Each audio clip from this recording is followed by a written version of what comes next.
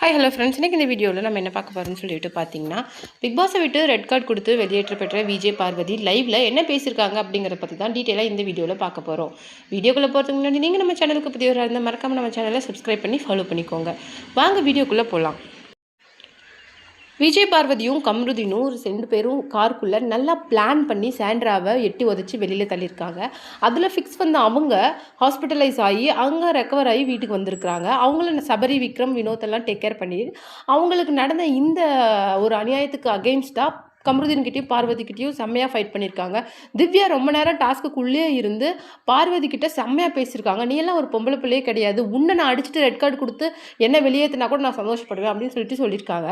இப்போ red card கொடுத்த அப்புறமேல் பார்வதி வெளியில் போகும்போது அவங்கள சென்ட் ஆஃப் பண்ணுறதுக்கு ஒருத்தர் கூட வெளியில் வரல. அவங்க ஒரு இந்த கில்ட் என்னால் மறக்கவே முடியாது, ரொம்ப மன்னிச்சிடுங்க சாண்ட்ரா அப்படின்னு சொல்லிட்டு சாண்ட்ரா கிட்ட சொல்லிட்டு தான் அவங்க வெளியேறியிருப்பாங்க. அது மட்டும் கிடையாது, அவங்க எல்லாருமே வெளியேறணுன்னா ஸ்டேஜுக்கு ஒரு அப்ளாஸ் கொடுத்து அவங்களுக்கு ஒரு ஏவி கொடுத்து, அப்புறம் விஜய் சேதுபதி நீங்கள் இவ்வளோ நாள் நல்லா பார்ட்டிசிபேட் பண்ணீங்க அப்படின்னு சொல்லிட்டு ஒரு ஹேண்ட்ஷேக் கொடுத்து எல்லாம் பண்ணி வெளியில் அனுப்புவாங்க. பட் அந்த மாதிரி எந்த விஷயமே கிடையாது.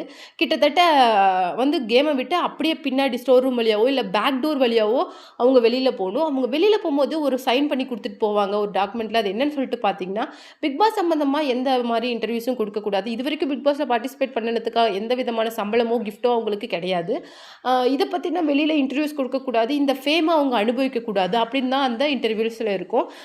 வீட்டுக்கு போன உடனே விஜய் பார்வதியை அவங்க அம்மா என்ன சொல்லியிருக்காங்க அப்படின்னு சொல்லிட்டு பார்த்தீங்கன்னா, இதை நான் உங்ககிட்ட எதிர்பார்க்கவே இல்லை, நான் அவ்வளோ சொல்லிட்டு கூட நீ இந்த மாதிரி பண்ணியிருக்க அப்படின்னு சொல்லிட்டு அவங்க ரொம்ப ஃபீல் பண்ணி பேசியிருக்கிறாங்க. வாழ்க்கையோட அடுத்த கட்டத்துக்கு நீ இந்த ஸ்டேஜில் போயிருக்க வேண்டியது, ஆனால் நீ இங்கே ஸ்டக்காகி நிற்கிற, இதுக்கு நான் அவ்வளோ சொல்லிட்டு வந்தேன், நீ தனியாக கேமை விளையாடு, உன்னால் ஜெயிக்க முடியும்னு சொல்லிட்டு மறுபடியும் நீ கம்ருதீன் கூட சேர்ந்து இன்னைக்கு நீ ரெட் கார்டு வாங்கி வெளியில் இப்படி ஸ்பாயில் பண்ணிட்டு வந்திருக்க அப்படின்னு சொல்லியிருக்காங்க. அது மட்டும் கிடையாது, அவங்க லைவில் என்ன சொல்லியிருக்காங்கன்னா, நான் ரொம்ப தனியாக இருந்து யோசிச்ச அப்புறம் தான் எனக்கு நான் பண்ணனோட தப்போட விளைவு எனக்கு ரொம்ப புரியுது, என்னை மன்னிச்சிடுங்க பிரஜனன்னா சாண்ட்ரா அக்கா அப்படின்னு சொல்லிட்டு லைவில் சொல்லியிருக்காங்க. அது மட்டும் இல்லை, சில விஷயங்கள்லாம் தனியாக இருந்து பார்க்கும்போது நம்ம மேலே எவ்வளோ தப்பு இருக்குது, அடுத்தவங்க நம்ம எப்படியெல்லாம் ட்ரிகர் பண்ணியிருக்காங்க அப்படிங்கிற விஷயம் நமக்கு நல்லாவே புரிய வருது அப்படின்னு சொல்லியிருக்காங்க. ஆடியன்ஸ் கிட்டேயும் கண்டஸ்டன்ஸ் கிட்டேயுமே அவங்க சாரி கேட்டிருக்கிறாங்க.